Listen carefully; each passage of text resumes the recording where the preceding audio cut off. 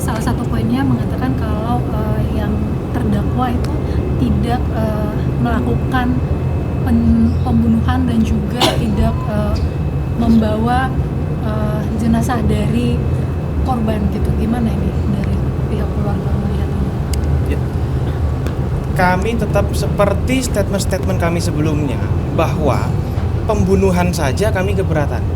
Karena menurut kami ini adalah pembunuhan berencana, sehingga semestinya diterapkan pasal-pasal terkait hukuman berencana sehingga hukumannya bisa maksimal. Nah, adapun pledoi itu kan hak hukum para terdakwa, silahkan saja. Masing-masing boleh menyampaikan haknya, tapi kami dari keluarga korban tetap meyakini bahwasanya ini adalah pembunuhan berencana di mana para terdakwa itu adalah eksekutornya, sehingga kami tetap mengharapkan adanya hukuman maksimal yang diterapkan terhadap para terdakwa ini.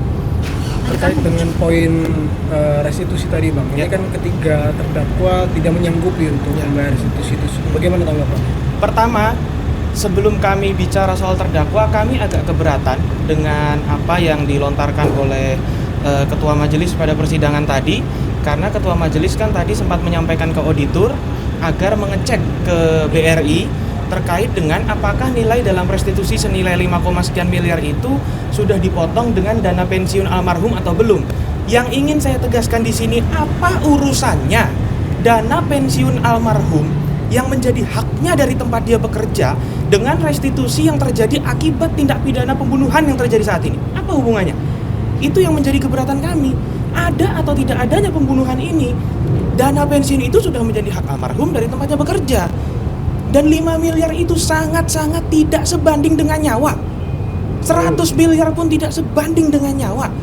Apakah dengan, katakanlah begini, anggaplah ya terdakwa itu sanggup, apa bisa mengembalikan suami untuk istrinya? Apa bisa mengembalikan ayah untuk anak-anaknya? Nah, itu pun masih melukai perasaan keluarga korban dengan statement Ketua Majelis yang menyatakan bahwa auditor harus mengecek kepada BRI, dana itu sudah termasuk pensiun apa belum. Ini kan menunjukkan bahwa sikap tidak empati kepada keluarga korban. Itu kan beda. Ini kan kita harus pahami bahwa ini beda. Urusan pensiun itu urusan ketenagakerjaan. Restitusi itu terjadi karena adanya pembunuhan ini. Itu yang bikin kami kecewa.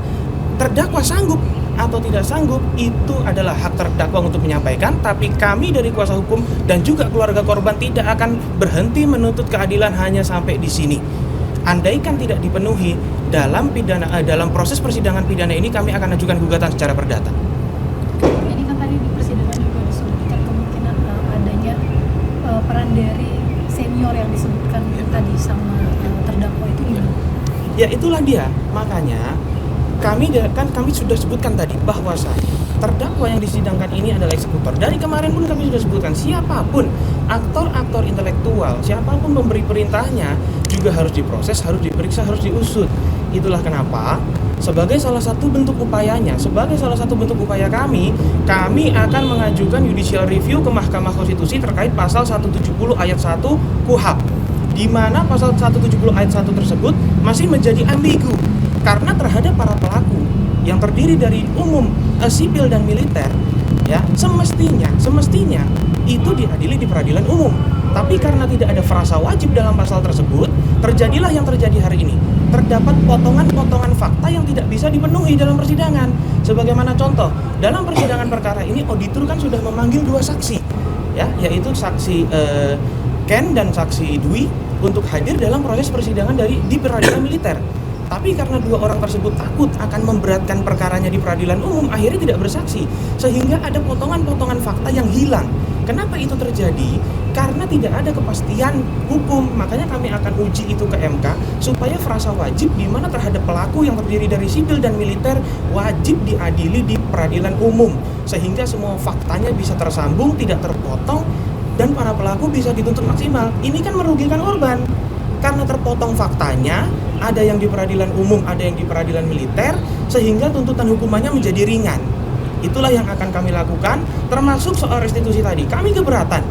Kami akan kirim surat ke KY, kami akan kirim surat ke Bawas, karena apapun statement tersebut melukai hati keluarga korban. Ini kan empati lah, ya.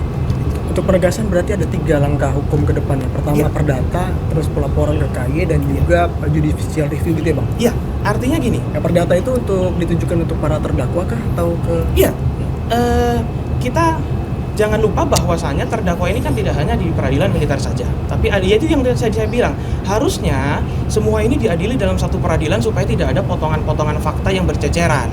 Nah, namun jika nanti pada saat sampai dengan putusan ternyata para terdakwa tidak dibebani ya atau tidak juga kunjung mengganti hak restitusi para korban, maka kami tidak akan berhenti, kami akan gugat secara perdata.